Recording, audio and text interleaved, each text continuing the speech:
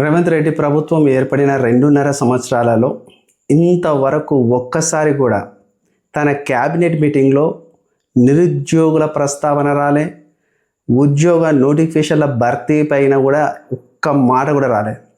కనీసం తను syllabus committee అనేది వేసిండు. 2025 సంవత్సరంలో ఒక సిలబస్ కమిటీ వేసిండు. ఆ సిలబస్ కమిటీకి ఒక 4 ఐఏఎస్ ఆఫీసర్స్ని పెట్టిండు. వాళ్ళు ఒక 60 రోజులల్లా ఆ సిలబస్ కమిటీ తీక్షణమైన స్టడీ చేసి ఇప్పుడు మన టీజీపీఎస్ వద్ద ఉన్న వివిధ పోటీ పరీక్షలకు అనుగుణంగా ఏదైతే సిలబస్ ఉందో ఆ సిలబస్ని అంతా వీళ్ళు 60 రోజులల్లా తీక్షణంగా స్టడీ చేసి దాంట్లో అవసరం లేని విషయాలు ఫిల్టర్ చేసి ఇప్పుడు సమకాలీన సమాజానికి ఏది అవసరమో అన్నిటిని కూడా అందులో పొందుపరచాలని ఒక సిలబస్ కమిటీ పెట్టారు. అది అటే వెళ్ళిపోయింది. ఇంతవరకు మరి సిలబస్ కమిటీ ఎంతవరకు వచ్చింది, ఏం సాధించింది అన్న విషయాలు ఇంతవరకు ఎక్కడ కూడా ఏ విషయం కూడా బయటికి రాలే. ఇంకోటి వచ్చేసి ఈ 2.5 సంవత్సరాలల్లా నిరుద్యోగ సోదరుల గురించి ఎక్కడ కూడా ఆఫీసర్స్తో ఒక రివ్యూ మీటింగ్ పెట్టలే. మరి పిల్లలందరూ రోడ్డుకి ఎందుకు లొల్లీలు చేస్తున్నారు, ఎందుకు ధర్నాలు చేస్తున్నారు, వాళ్ళకి ఏం కావాలా, వాళ్ళకు ఎందుకు అసంతృప్తి భావనతో నిరుద్యోగులు ఉన్నారు, ఎందుకు దిల్సుఖ్ నగర్లో స్ట్రైక్ చేస్తున్నారు, ఎందుకు చిక్కడపల్లి లైబ్రరీ గ్రంథాలయాల దగ్గర స్ట్రైక్ చేస్తున్నారు, ఏమైంది ఏం కథ అని కూడా ఏ రోజు కూడా అసలు రివ్యూ తీసుకోలే. కానీ మొన్నటికి మొన్న ఒక సహోదరుడు కుమారస్వామి అనే ఒక నిరుద్యోగ సహోదరుడు ఊరేసుకొని చనిపోయాడు, సూసైడ్ చేసుకొని. నాకు ఆ విషయం తెలియగానే చాలా బాధ అనిపించింది. అది నిజంగా ప్రభుత్వం చేసిన హత్యే అని చెప్పేసి నాకు అనిపించింది. అవును, నువ్వు 2 లక్షల ఉద్యోగాలు ఇస్తానని మేనిఫెస్టోలో పొందుపరచకపోయి ఉంటే నిరుద్యోగులందరూ ఆశపడిపోయేటోళ్ళు కాదుకుండే కదా. నువ్వు 2 లక్షల ఉద్యోగాలు ఇస్తానని మేనిఫెస్టోలో చెప్పినందుకే చాలామంది నిరుద్యోగులు ఆశలు పెంచుకున్నారు. మాకు ఉద్యోగాలు వస్తాయి, మేము ఉద్యోగాలు సాధిస్తాం, మా బ్రతుకులు బాగుపడతాయి, మంచి క్వాలిటీ లైఫ్ను అనుభవిస్తాం. పీజీలు, డిగ్రీలు, పిహెచ్డీలు చేసిన వాళ్ళందరూ కూడా నిరుద్యోగులుగా వాళ్ళ జీవితంలో మిగిలిపోకుండా ఉద్యోగస్తులుగా వాళ్ళ జీవితంలో రాణిస్తారని ఆశతోనే కదా. అంటే ఒక విధంగా నువ్వు ప్రేరేపించినావు.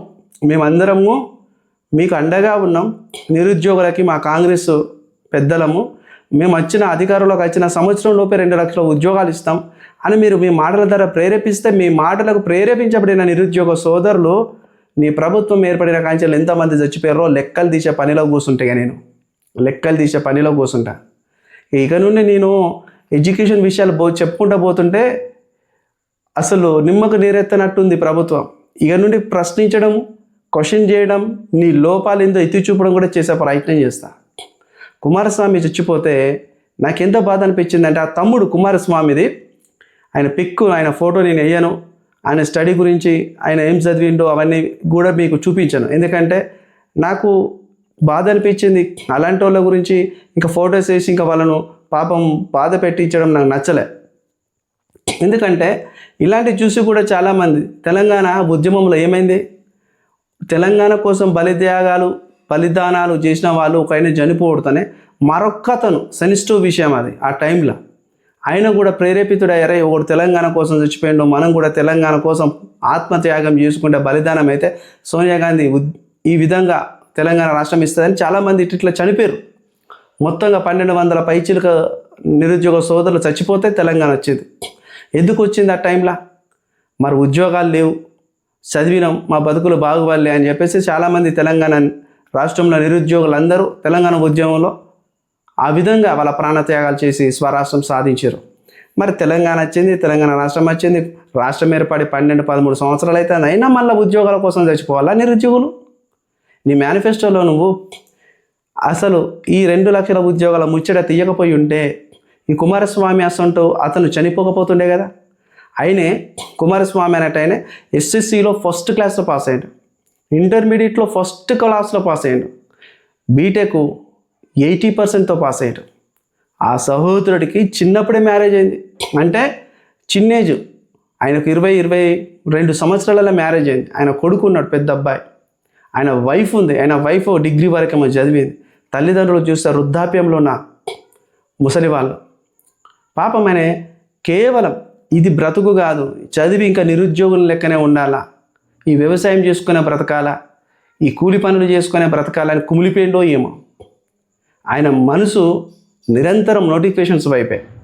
ఆయన ఏ ఉద్యోగం రాసినా దరిదాపుల దగ్గర వరకు వచ్చి వెళ్ళిపోయిందంట. ఉద్యోగాలు చిన్నగా 10 మార్కులు 20 మార్కులతో పోయిందంట. చనిపోయిండు కుమారస్వామి. ఆయన లాంటి వాళ్ళు ఇంతమంది చచ్చిపోయారు. నీ ప్రభుత్వం వచ్చిన కాంచెలు చెప్పాలి. కేసీఆర్ టైంలో కూడా చచ్చిపోయారు మిత్రులారా. కేసీఆర్ టైంలో కూడా చచ్చిపోయారు. అంటే తెలంగాణ రాష్ట్రం రాకముందు, ఏర్పడకముందు ఉమ్మడి ఆంధ్రప్రదేశ్ పరిపాలనలో తెలంగాణ ఉద్యమంలో చనిపోయారు 1700 పైచిలకు. తెలంగాణ రాష్ట్రం వచ్చినాక ఉద్యోగాల కోసం కూడా చనిపోతున్నారు. మరి ఇవన్నీ మన రేవంత్ రెడ్డి కంట్లో పడతలేవా? రేవంత్ రెడ్డి దృష్టికి పోతలేవా? రేవంత్ రెడ్డి వీటి గురించి ఆలోచిస్తలేడా? మరి ఆయన దృష్టికి తీసుకుపోవాలి కదా. వాళ్ళ స్థానిక ఎమ్మెల్యేలు, జడ్పీటీసీలు, ఎంపీటీసీలు, మినిస్టర్స్ తీసుకుపోవాలి కదా. లేదు, రాజకీయమే వాళ్ళకు మెయిన్ సిద్ధాంతం, రాజకీయమే వాళ్ళ ఎజెండా. నిరుద్యోగుడు సచ్చినా పర్వాలేదు, నిరుద్యోగుడు బ్రతికినా పర్వాలేదు, నిరుద్యోగులు ఉద్యోగాలు రాకుండా వాడు బెగ్గింగ్ చేసినా వీళ్ళకి పర్వాలేదు. ఒక్కొక్క చర్మం తాట తీయాలి. మనం మళ్ళీ చెప్తున్నా నేను, కుమారస్వామి అసంటోడు ఇంకోళ్ళు ఎవరు చచ్చిపోవద్దు. మళ్ళీ అలాంటి వార్త మనం చూడొద్దు, అలాంటి వార్త మనం వినొద్దు. పోరాడాలి, సాధించుకోవాలి. ఇప్పుడు మరి నాకు ఈ రేవంత్ రెడ్డి ఏం చెప్తున్నాడంటే, ఈ నెల 23వ తారీఖు, ఫిబ్రవరి 23వ తారీఖు క్యాబినెట్ మీటింగ్ ఉందట. ఆ క్యాబినెట్ మీటింగ్లో నిరుద్యోగుల కోసం ఉద్యోగాల భర్తీపై మాట్లాడతాడంట. ఉద్యోగాల భర్తీపై మాట్లాడు కాదు బిడ్డ నేను చెప్పేది. నీ దగ్గర ఎన్ని ఖాళీలు, 40,000 ఉద్యోగాల ఖాళీలు అన్నావు. ఆ 40,000 ఉద్యోగాల్లో ఖాళీలు నీ క్యాబినెట్ మీటింగ్లోనే వాటిని ఆమోదించు. నీ క్యాబినెట్ మీటింగ్లోనే వాటిని 40,000 ఉద్యోగాలు ఆమోదించి ఆ 40,000 ఉద్యోగాలకు మేము నోటిఫికేషన్ ఇవ్వబోతున్నామని అదే రోజు నీ దుద్దిల శ్రీధర్ బాబుతో ప్రెస్ మీట్ పెట్టిస్తావా, నీ బట్టి విక్రమార్కతో ప్రెస్ మీట్ పెట్టిస్తావా, నీ పొంగులేటి శ్రీనివాస్ రెడ్డితో పెట్టిస్తావా, లేకపోతే నీ పొన్నం ప్రభాకర్తో పెట్టిస్తావా? పెట్టి. అంతే తప్ప ఇంకొక కుమారస్వామిని కోల్పోవడానికి నిరుద్యోగ సోదరులు ఈడ గమ్మున కూర్చోవడానికి సిద్ధంగా లేరు. మా నిరుద్యోగ సోదరులు మేము కాపాడుకునే ప్రయత్నం చేస్తాం, 100% చేస్తాం. మోటివేషన్ చేయండి. నిరుద్యోగులారా, డిప్రెషన్లోకి వెళ్ళి బయటికి రండి. నోటిఫికేషన్స్ వస్తాయి. ఈరోజు నోటిఫికేషన్ రాకపోతే రేపు వస్తుందన్న ధైర్యంతో, భరోసాతో ఉండండి. ఎవరు ఊరికే ప్రాణాలు తీసుకోకండి. జీవితం ఒకటే, పోరాడితే తప్ప పోయేది ఏమీ లేదు. బానిస సంఖ్యలు తప్ప అని కార్ల్ మార్క్స్ ఊరికే అనలే. పోరాడాలి ప్రజాస్వామ్యంలో, ఊరికే ఉత్తగా ఏది రాదు. తెలంగాణ కొట్లాడి తెచ్చుకున్న వాళ్ళకు వాళ్ళ ఉద్యోగాలు వాళ్ళు సాధించుకోవడానికి లెక్కేం కాదు. మళ్ళీ చెప్తున్నా, కుమారస్వామి కుటుంబానికి తెలంగాణ రాష్ట్రం ఖచ్చితంగా నష్టపరిహారం కట్టించాలా. వాళ్ళ కుటుంబానికి దగ్గర ₹1 కోటి పరిహారం ఇవ్వాలి. అరే చిన్న చితక ఎవడో ఒకడు, అరే ఈ పద్మశ్రీలు వచ్చినా, ఈ పద్మభూషణ్లు వచ్చిన ₹25 లక్షల ఇస్తుండయ్యా. ఎందుకు ఇవ్వాలనే పద్మభూషణ్లు, పద్మశ్రీలు అది ఎందుకు ఇవ్వాలి? అవి సత్కారాలే తప్ప అవి అలంకారాలు కాదని చెప్పేసి అన్నది సుప్రీంకోర్టు వివిధ తీర్పులల్లా. జస్ట్ అది ఒక సత్కారం అన్నారు. దాన్ని మెడలో పెట్టుకొని ఊరేగించుకోవాల్సిన అవసరం లేదన్నారు. దాని పేర్ల ముందు కూడా వాడద్దన్నారు బిరుదులు. ఆర్టికల్ 21 ఏం చెప్తుందిరా, బిరుదులు రద్దు చేయబడ్డాయని చెప్పారు కదా. మరి పద్మశ్రీ వచ్చినోనికి ₹25 లక్షల నువ్వెందుకు ఇవ్వాలి? పద్మభూషణ్ వచ్చినోనికి ఎందుకు ఇవ్వాలి? వివిధ రంగాలలో నిశితులు కోవిదులు అయినోనికి ఇస్తారా నాయన? అవి మంచిగా సంపన్నులకి వస్తున్నాయి ఈ పద్మ పురస్కారాలన్నీ కూడా. పేదోడికి వస్తాయా? ఏ రిక్షా దొక్కేటోడుకో, ఆటో దోలేటోడుకో, మున్సిపల్ పారిశుద్ధ కార్మికులకు వస్తాయా? అలాంటి వాడికి బాగుపడతారా? ఉన్నోనికే పెట్టడమేంది నాకు అర్థం కాదు. ఊరికే తెలంగాణలో రాష్ట్రంలో పుట్టడం వీళ్ళ తప్పు అయిపోయిందా? ఈ నిరుద్యోగుల తప్పు అయిపోయిందా? ఎవడు కూడా పుడతా అప్పుడు నన్ను అమెరికాలో పుట్టియో, తెలంగాణ రాష్ట్రంలో పుట్టియో, ఆంధ్రాలో పుట్టియో ఎవడు కోరుకోడు. పుట్టిన ప్రతి పౌరుడి, తెలంగాణ గడ్డ మీద పుట్టిన ప్రతి పౌరుడిని కాపాడుకునే బాధ్యత ప్రభుత్వం పైన ఉన్నది. ఎవడు కూడా మధ్యలో ఊపిరి తీసుకోవద్దు. చచ్చిపోతే కూడా పాపం అది. ఎందుకు నేను చెబుతున్నానంటే, ఈ కుమారస్వామి విషయం కలిచివేసింది నన్ను, చాలా బాధేసింది. మిత్రులారా, వీడియో నచ్చినట్లయితే లైక్ చేయండి, కామెంట్ చేయండి. మన రేవంత్ రెడ్డి అట ఫిబ్రవరి 23వ తారీఖు అట క్యాబినెట్ మీటింగ్ పెడతాడట. అల్లా కనుక 40,000 ఉద్యోగాల భర్తీ గురించి మాట్లాడాలి, జీపీఓల భర్తీ గురించి మాట్లాడాలి. అవి ఆల్రెడీ క్యాబినెట్ ఆమోదించాలి జీపీఓలు. అలానే అంగన్వాడీ 15,000 పోస్టులు కూడా ఆ రోజు క్యాబినెట్ ఆమోదించాలి. టీచర్ ఉద్యోగాలు 5,000 5,000 అది కూడా ఆమోదించాలి. పోలీస్ రిక్రూట్మెంట్లో 18,000 పోలీసులు, 1,000-1,500 ఎస్ఐలు ఖచ్చితంగా ఆ రోజు క్యాబినెట్ ఆమోదించాలి. గ్రూప్ 1, గ్రూప్ 2, గ్రూప్ 3 కూడా ఏమైనా ఉంటే ఆ రోజు ఆమోదించాలి. 40,000 ఉద్యోగాలు ఉన్నాయన్ను. అదేవిధంగా డిప్యూటీ డియుఓ పోస్టులు 18 ఉన్నాయి కదా, 19 ఉన్నాయి, అవి కూడా ఆమోదించాలి. ఖాళీలకు భర్తీకి నోసుకోవడానికి రెడీగా ఉన్న నోటిఫికేషన్లు అన్నీ నీ క్యాబినెట్ మీటింగ్లో అన్నిటినీ కూడా భర్తీ ఎమ్మటే చేయి. లేకపోయి ఉంటే మిమ్మల్ని ఏం చేయాలో అది చేస్తారు. తెలంగాణ బిడ్డలు కోపంలో ఉన్న రగిలిపోతారు. కోడున్నాడు నిరుద్యోగుల ఓట్లతో గెలిచిండు. నిరుద్యోగుల పట్టభద్రుల డిగ్రీ పాస్ అయిపోయి పట్టభద్రులకు కేవలం ఎమ్మెల్సీలకు ఓటు వేయడానికి ఉంటుంది తెలుసా, గ్రాడ్యుయేట్ ఎమ్మెల్సీ. వాళ్ళ ఓట్లతో గెలిచినాడు. సొంత కూటమి పెట్టుకున్నాడు, సొంత పార్టీలో పెట్టుకున్నాడు. బీసీలను ఉద్ధరిస్తా, బీసీలతో రాజ్యాధికారం సాధిస్తాను, బహుజన రాజ్యాధికారం అన్నాడు, బహుజనుల ముంచిండు. బీసీల పేరు ముందర తెచ్చుకొని బీసీల దయ వలన, బీసీల మోచేతి నీరు వల్ల బతుకుతాడు.